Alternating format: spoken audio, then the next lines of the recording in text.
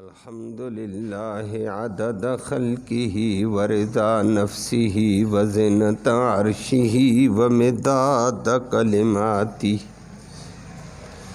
والصلاۃ والسلام علی صفوۃ رسلہ وخیر خلقہ محمد وآلہ وصحبہ اما بعد فاعوذ باللہ من الشیطان الرجیم بسم اللہ الرحمن الرحیم لیس لک من الامر شیء او یتوب علیہم او یعذبہم فانہم ظالمون وللہ ما فی السماوات وما فی الارض یغفر لمن یشاء ویعذب من یشاء واللہ غفور رحیم صدق اللہ العلی العظیم وبلغنا رسولہ النبی الامی الکریم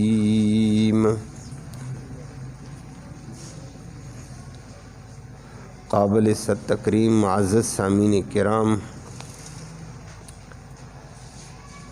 اس سے پہلے آیات کریمہ میں غزوہ بدر سے متعلق اللہ کی قدرت کے بہت سارے کرشموں کا ذکر ہوا تھا۔ صحابہ کرام کے کمال توکل، کمال تقوی، کمال صبر کا ذکر ہوا کہ صحابہ نے کمال جانثاری کر کے بغیر اسباب کے، بغیر اسلحے کے، بغیر اوزار کے محمد کریم صلی اللہ علیہ وسلم کی پوری اتباع کی۔ اللہ نے فرشتوں کے ذریعے سے ان کی مدد فرمائی، غلبہ دیا، قوت عطا فرمائی، دنیا کی بھی عزت، آخرت کی بھی عزت مل گئی۔ آج کی آیت کریمہ میں روئے سخن غزوہ احد کی طرف پلٹا ہے،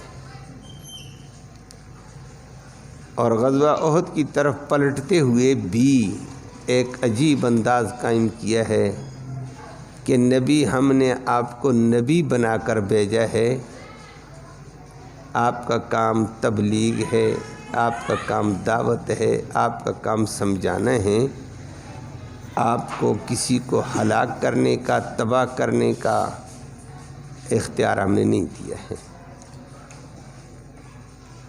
آپ اپنا کام کریں، یہ ہمارا اختیار ہے کہ ہم کسی کی مدد کیسے کرتے ہیں، کیسے عزت دیتے ہیں، کیسے عذاب دیتے ہیں، کب دیتے ہیں، یہ اختیار ہمارے پاس ہے۔ مختار کل اللہ ہے۔ اور وہ نبی کریم صلی اللہ علیہ وسلم نے ایک بد دعا کی تھی غزوہ احد کے موقع پر۔ اللہ نے فرمایا، نبی آپ کو اس بات کا اختیار نہیں ہے، آپ اپنا کام کریں، یہ اختیار اللہ کے پاس ہے۔ لفظی ترجمہ سماعت فرمایا لیسا نہیں ہے لکا آپ کو من الامر، امر میں سے شیئن ذرا برابر بھی، دینی یہ ہلاکت کے امر میں، کسی کو عذاب دینے کے امر میں آپ کو ذرا برابر بھی اختیار نہیں ہے۔ تو پھر کیا ہے؟ او یتوب علیہم، بلکہ اللہ رحمت سے متوجہ ہو جائے گا، علیہم ان لوگوں پر، ان کو توبہ کی توفیق دے دے گا۔ او یعذبہم، یا اللہ ان کو عذاب دے دے، فإنہم ظالمون، کہ بے شک وہ ظالم ہیں، اس لیے عذاب دے گا، لیکن اختیار اللہ کے پاس، آپ کے پاس نہیں۔ آگے فرمایا صرف یہ نہیں، اور بہت کچھ اختیار اللہ کے پاس، آپ کے پاس نہیں ہے۔ وَلِلَّهِ، اللہ ہی کے اختیار میں ہے، وَلِلَّهِ، اور اللہ ہی کی ملکیت میں ہے، ما وہ چیزیں فی السماوات جو ساتوں آسمانوں میں ہیں، ان سب کا اختیار اللہ کے پاس، ملک اللہ کے پاس۔ وما، اور ان چیزوں کا اختیار اور ملک بھی فی الارض جو زمین میں ہے، اللہ کے پاس۔ پھر اختیار اس کا، ملک اس کی، یغفر، وہ بخش دے گا، لمن یشاء، جس کو چاہے، ویعذب، وہ عذاب دے دے گا، من یشاء، جس کو چاہے، اختیار اس کا۔ واللہ غفور، اور اللہ ہے بخشنے والا رحیم، بڑا مہربان۔ اللہ ہماری بھی بخشش فرمائے۔ غزوہ احد میں صحابہ کرام کو نبی کریم صلی اللہ علیہ وسلم کو اچھے ہاتھ سے زخم لگے۔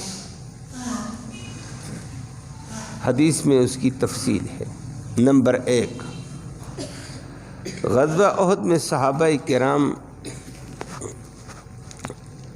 جب اترے تھے، پہلے مرحلے پہ عبداللہ بن ابی بن سلول رئیس المنافقین، اس وقت رئیس المنافقین نہیں تھا، اس وقت ایک مسلمان سمجھا جاتا تھا، اوپر سے اسلام ظاہر کیا، اندر سے گند تھا، بعد میں کھل گیا، صرف منافق نہیں رئیس المنافقین قرار دیا گیا۔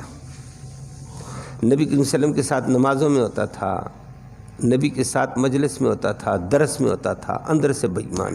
اللہ ہمیں اس ظلم سے محفوظ فرمائے۔ اللہ دل و جان سے اسلام کی اطاعت کی توفیق نصیب فرمائے۔ بہت ساری چیزیں ایسی ہوتی ہیں انا کا مسئلہ بن جاتی ہیں، میں نہیں مانتا ہوں، اوپر سے باتیں اسلام کی، اندر سے نہیں۔ جہاد میں بھی نبی کے ساتھ جاتا تھا، غزوہ احد میں گیا تھا، غزوہ تبوک میں بھی گیا تھا، اور غزوات میں بھی گیا۔ غزوہ تبوک آخری غزوہ تھا نبی کریم صلی اللہ علیہ وسلم کا، لیکن غزوہ تبوک میں جانے کے ساتھ اس کا رئیس المنافقین ہونا واضح ہو گیا تھا۔ اس نے جو غزوہ تبوک میں بڑی گڑبڑ کی تھی، نبی کریم صلی اللہ علیہ وسلم کو شہید کرنے کی پلانیں بنا رہا تھا، اور اپنے ساتھ ٹولہ منافقوں کا لے کر گیا تھا۔ وہاں پھر واپسی پر اللہ نے سارا پول کھولے، اس کا پول بھی کھولا، فرمایا بہت بڑا منافق ہے، اس کی بخشش ہی نہیں ہے۔ لیکن بہت دیر بعد ہے نا، آج غزوہ احد میں تھا، 350 افراد لے کر یہ کھسک گیا غزوہ احد کے میدان سے۔ بہت بڑی قباحت کی ہے، جس میں سادہ مسلمان بھی کھسک گئے۔ انہوں نے تو سوچا ہے کہ یہ مذہبی لیڈر ہے، مدینہ کا پرانا آدمی ہے، یہ جو کہتا ہے ٹھیک کہتا ہے۔ منافق تو گئے، سادہ مسلمان بھی چکر میں آ گئے، اور ایسے ہو جاتا ہے۔ منافق کا پروپیگنڈا ایسی طریقے سے ہوتا ہے، سادہ طبقہ اس میں دھوکہ کھا جاتا ہے، مخلص طبقہ بھی۔ ایک کام اس نے یہ کیا جس میں سادہ مسلمان بھی نبی کے ساتھ جمنے کے بجائے میدان چھوڑ گئے، کمزوری آئی ہے۔ تو تقوی اعلیٰ درجے کا نہ ہوا، اطاعت اعلیٰ درجے کی نہ ہوئی۔ نمبر 2، دوسرے مرحلے پر غزوہ بدر میں نبی کریم صلی اللہ علیہ وسلم نے 50 تیر انداز ایک درے پہ بٹھائے۔ غزوہ احد کے درمیان، پہاڑی کے درمیان ایک درہ تھا کہ یہاں سے امکان ہے کوئی حملہ آور ہو جائے گا۔ نبی بڑے کرتب جانتے تھے، جنگی بھی بہت بڑے سپہ سالار تھے، تو نبی کریم صلی اللہ علیہ وسلم نے وہاں درے میں 50 آدمی عبداللہ بن جبیر کو کمان دے کر بٹھا دیے کہ آپ ان کے امیر ہیں۔ ان میں بھی بعد میں اختلاف ہو گیا، جب فتح ہو گئی صحابہ کو مال غنیمت، انہوں نے کہا فتح ہو گئی، اب ہمیں نیچے جانے چاہیے۔ عبداللہ بن جبیر نے کہا، نبی نے فرمایا جب تک نبی کا حکم نہیں آئے گا ہم نہیں جائیں گے۔ اختلاف ہو گیا، اکثر ساتھی نیچے اتر گئے، امیر چند ساتھیوں کے ساتھ وہاں بیٹھا رہا نبی کی اطاعت میں۔ اختلاف تو ہو گیا، تو کمال اطاعت میں فرق آ گیا ہے۔ اللہ نے یہ ہمیں سمجھایا کہ نبی کی پوری اتباع نہ کرو گے نقشہ پلٹے گا۔ یہ 2 اور ادھر سے خالد بن ولید اس وقت مسلمان نہیں ہوا، جنگی کرتب کا بڑا ماہر تھا، وہ شکست کھا کر اپنے افراد لے کر بھاگا، بھاگتے بھاگتے آگے سے قافلہ لے کر پلٹ کر اسی درے سے حملہ آور ہو گیا۔ کمال اطاعت نہیں تھی۔ اللہ نے دنیا کے سامنے نقشہ رکھا، میرے نبی کی اطاعت میں کمی آئے گی، راحت نہیں ہوگی، رنج آئے گا۔ اللہ ہم سب کو محفوظ فرمائے۔ آج قدم قدم پہ ہم سے نبی کریم صلی اللہ علیہ وسلم کی اتباع چھوٹتی ہے، اور کوئی دانشور بن کر اپنے فلسفے چھوڑتا ہے، کوئی کیا کر کے کوئی کیا کر کے۔ اللہ ہدایت نصیب فرمائے۔ ویسے شیطان ہمیں مطمئن کرتا ہے، غلطیاں ہیں، نبی کی اتباع ہی کامیابی کا نام ہے۔ تو درے سے وہ چند ساتھی شہید ہو گئے، صحابہ نیچے مطمئن کہ درہ محفوظ ہے، بندے بیٹھے ہوئے ہیں۔ اللہ کا کرنا خالد بن ولید وہاں سے بڑی فوج کے ساتھ نیچے اترا، ان لوگوں کو شہید کر کے نیچے صحابہ پر پشت کی جانب سے ایسا تابڑ توڑ حملہ کیا، صحابہ زخمی ہو گئے، سمجھ ہی نہیں آئے حملہ ہوا کہاں سے، جدھر جس کا منہ تھا ادھر ہی چلے گئے، زخمی، زخموں کی تاب نہ لاتے ہوئے ایک کا رخ ادھر، دوسرے کا ادھر، تیسرے کا ادھر۔ نبی کریم صلی اللہ علیہ وسلم کے ساتھ اس موقع پر چند صحابہ 12-14 ٹھہر گئے، باقی ادھر ادھر ہو گئے تھے، بعد میں آ گئے، نبی کریم صلی اللہ علیہ وسلم نے اعلان کیے، لیکن فتح شکست میں بدل گئی اور دنیا کو اللہ نے سمجھایا نبی کی اتباع میں کمی آئے گی تو دنیا کے حالات میں کمی آئے گی، مشکل آئے گی، تمہیں مشکل پیش آئے گی، رنج آئے گا، دکھ آئے گا۔ نمبر 2، یہ ایک بات۔ دوسری بات، پھر یہ رنج کس رنج میں گیا؟ 70 صحابہ کرام شہید ہو گئے ہیں۔ نبی کا اپنا چچا جس کو اسد اللہ الغالب کہا تھا، اللہ کا غالب شیر، حضرت حمزہ بھی شہید ہو گیا اور 73 انداز میں شہید ہوا۔ بے شمار صحابہ کے مسلح ہو گئے ہیں، ناک کاٹ دیے، کان کاٹ دیے، زبانیں کاٹ دی کافروں نے۔ بڑا دکھ ہوا۔ اس دکھ سے بڑھ کر دکھ، رنج کے اوپر رنج، اس سے بڑا دکھ نبی کریم صلی اللہ علیہ وسلم کا دائیں طرف کا دانت مبارک شہید ہو گیا۔ یہ سامنے والے 2 دانت ہیں، 2 اس طرف ہیں، 2 اس طرف۔ یہ سنائیہ سے 7 والے دانت نبی کریم صلی اللہ علیہ وسلم اوپر والا، اوپر سے سیدھا تیر کافر نے پیوست کیا، نبی کریم صلی اللہ علیہ وسلم کے آ کر دانت کو لگا، دانت شہید ہو گیا۔ یہ بڑا مارکا تھا، یہ بڑا دکھ ہے، ان دکھوں سے بھی بڑا دکھ۔ نبی کا خون یہاں رخسار کٹا، دانت بھی شہید ہو گیا، رخسار کٹ گیا، اس کا خون تھمتا نہیں تھا، رکتا نہیں تھا، لگاتار بہتا رہا، دوران جنگ لگی رہی۔ پھر صحابہ کو نبی نے بلا لیا، صحابہ آ گئے، جو ادھر ادھر بھاگے تھے دوبارہ آئے، زخموں کی پرواہ نہیں کی ہے، زخم جسم چھلنی، دوبارہ آئے، لیکن بڑا نقصان ہوا۔ نبی کریم صلی اللہ علیہ وسلم کا دانت مبارک شہید، رخسار زخمی، خون تھمتا ہی نہیں ہے۔ پوری جنگ نبی نے خون کے عالم میں لڑی ہے۔ بعد میں حدیث میں آتا ہے، تمام حدیث کی کتابوں میں موجود ہے، تو نبی کریم صلی اللہ علیہ وسلم نے حضرت فاطمہ اس جنگ میں آ گئی تھیں، اس جنگ میں حضرت فاطمہ بھی شریک تھیں، عائشہ بھی شریک تھیں، ام سلمہ بھی تھیں، ام سلیم بھی تھیں، عورتوں نے اس مارکا کا سر کیا اس میں بڑا۔ تو حضرت فاطمہ اپنے والد کا خون صاف کرنے لگیں، ادھر ادھر خون ہو گیا، لت پت داڑھی۔ حضرت علی اور برتن نہیں تھا، ڈھال میں، ڈھال جانتے ہیں نا، ادھر بھی کبھی کبھی پولیس کے پاس ہوتی، تیر آ جائے گا، ڈنڈا آئے گا تو آگے ڈھال پکڑ لیتے ہیں، ٹیڑھی سی ڈھال ہوتی ہے، تیر کے لیے آگے ڈھال بنائی جاتی ہے، اس میں پانی لاتے ڈالتے، خون بڑھتا جا رہا، خون بڑھتا جا رہا ہے۔ حضرت فاطمہ، یہ طبی نسخہ ہوتا ہے، امام بخاری نے اس کو طب کے مقام پر بھی اس روایت کو لایا ہے۔ اس نے ادھر ادھر دیکھا، چٹائی ایک مل گئی، بس یہ چٹائی نہیں دے، یہ ہماری کیا کہتے ہیں اس کو، سوتی، یہ چٹائی، یہ ربڑ والی تو ربڑ ہے نا، تو چٹائی دیکھی، وہ اس کو آگ لگائی، جلایا، راکھ بنی، راکھ ڈالی، خون بند ہو گیا۔ یہ بہترین نسخہ ہے خون بند ہونے کا۔ سپرٹ بھی اتنا تیز کام نہیں کرتا جتنی راکھ کام کرتی ہے، یہ طبی نسخے میں شامل ہے۔ خون تو رک گیا، لیکن نبی کا خود مبارک بھی ٹوٹ گیا، اوپر سے تیر لگا زور سے، نبی نے خود پہنا ہوا جنگی ہیلمٹ، وہ بھی ٹوٹ گیا۔ دوبارہ ایک تیر لگا، نبی ایک گڑھے میں گر گئے۔ کافر نے گڑھا کھودا تھا کہ موقع پر اس کے اندر مسلمان گریں گے، اللہ کا کرنا نبی گر گئے۔ نبی وہاں سے اٹھے، حضرت طلحہ نے سہارا دیا، اٹھے، لیکن باہر صحابہ کو اعلان کیا، یا للمہاجرین، او مہاجروں، جدھر مہاجر تھے کہا لبیک یا رسول اللہ، حاضر ہے یا رسول اللہ، ہم حاضر ہیں، لبیک من حاضر، حاضر، آج کل ہم لبیک کرتے ہیں لیکن غلامی رسول کے لیے حاضر نہیں ہیں، مرضیاں اپنی ہیں۔ اللہ ہم سب کو ہدایت دے۔ یہ صحابہ تھے، ایک دم آ گئے، یا انصار بھی آ گئے۔ نبی نے صفیں دوبارہ درست کیے، جنگ لڑی اسی خون کے عالم میں، اور اللہ نے فتح دے دی، کافر بھاگ گئے۔ لیکن اس موقع پر نبی کریم صلی اللہ علیہ وسلم نے ہاتھ اٹھا دیے اور یہ فرما دیا، صحابہ سن رہے تھے، کافر بھاگ گئے،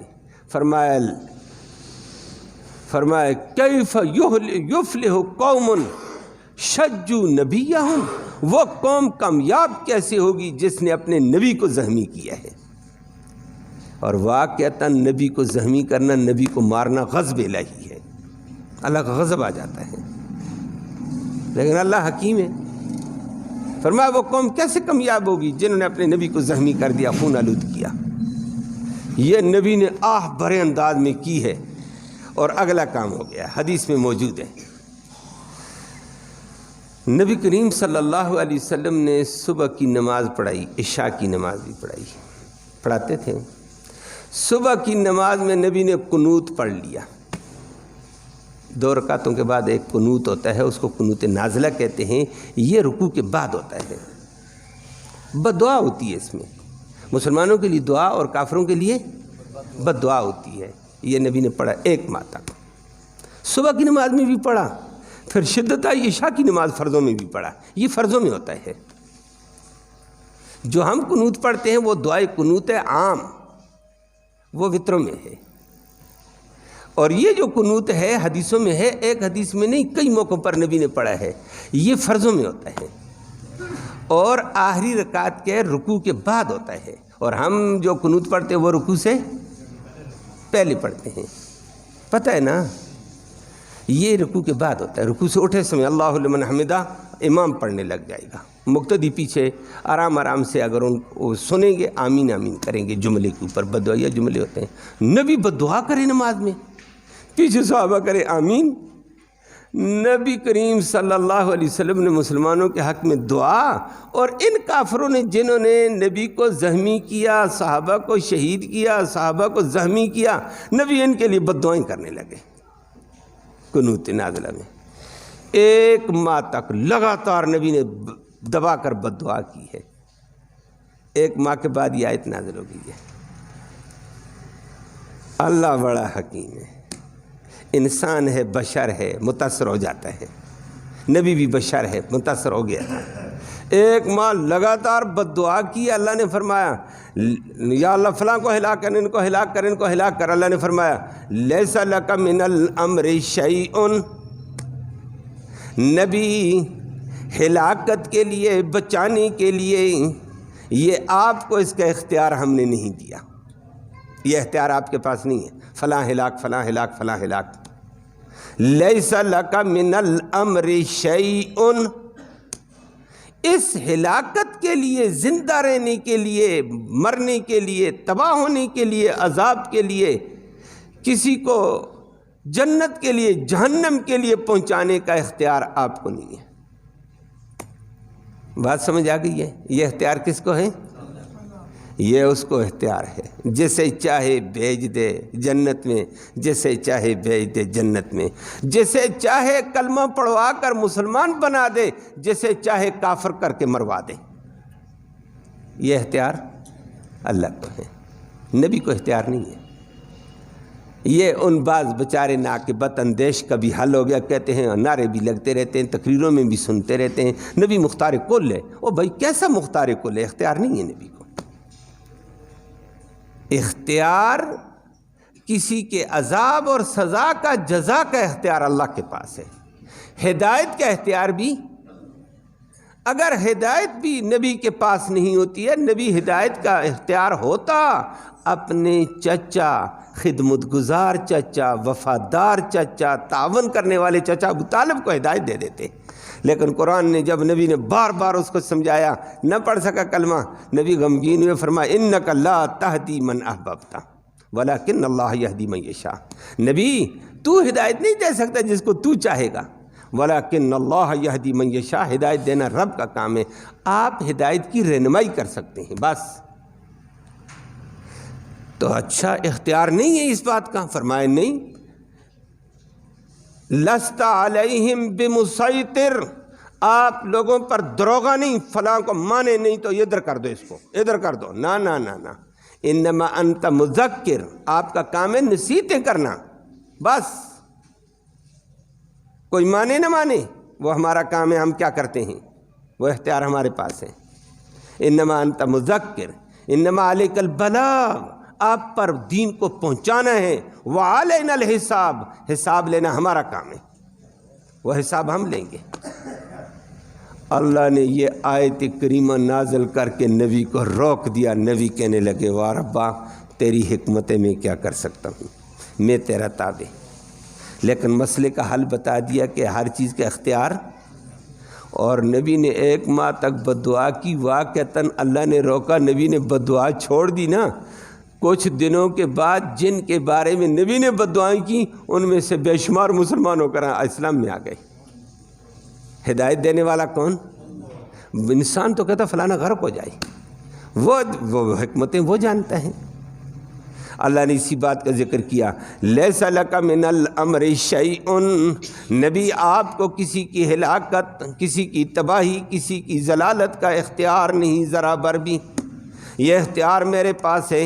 او یتوبہ علیہم، او یتوبہ عربی گرامر کے اعتبار سے یہ بل کے معنی میں آیا ہے، بل یتوبہ علیہم، بلکہ اللہ رحمت سے ان پر متوجہ ہو جائے گا۔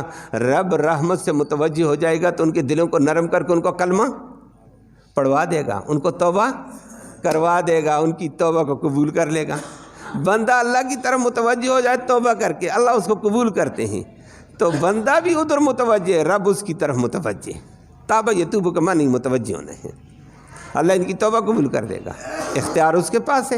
اتنے بڑے گناہوں کے باوجود فرمایا ہاں میرا اختیار ہے۔ او یعذبہم، یا اللہ ان کو عذاب دے دے گا، یا توبہ دے کر مسلمان بنائے گا، یا ان کو عذاب دے دے گا۔ فإنہم ظالمون، کیونکہ یہ عذاب کیوں دے گا، وہ ہیں ظالم، انہوں نے ظلم کیا۔ لیکن اختیار آپ کے پاس نہیں، اختیار کس کے پاس ہے؟ اللہ کے پاس ہے۔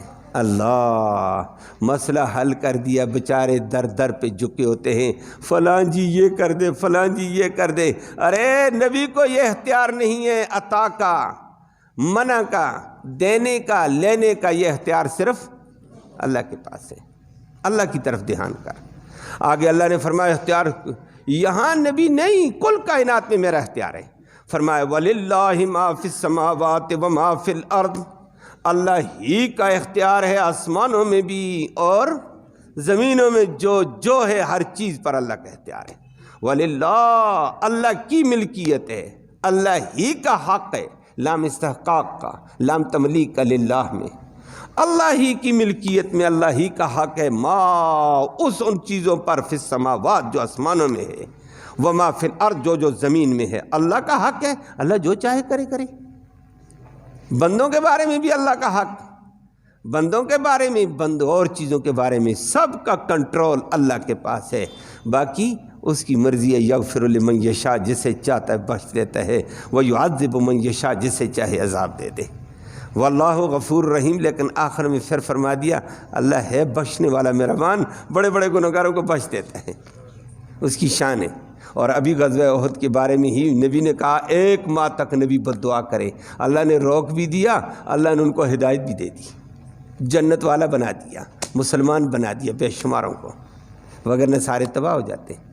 لیکن اللہ نے کہا یہ میرا اختیار ہے، یہ حکمت میں جانتا ہوں نبی، میں کس کو ہدایت دیتا ہوں، کب دیتا ہوں، کیسے دیتا ہوں، یہ میرا اختیار ہے۔ آپ کا کام ہے دین سمجھانا، سمجھ جائے کوئی تو اچھی بات ہے، نہ سمجھے تو اس کی غلطی ہے۔ انما لست علیہم بمسیطر انما انت مذکر، آپ کا کام ہے نصیحت کرنا، آپ دروغی نہیں ہے پکڑ پکڑ کر لائیں زبردستی، حساب ہمارا کام ہے، آپ کا کام ہے بلاغ۔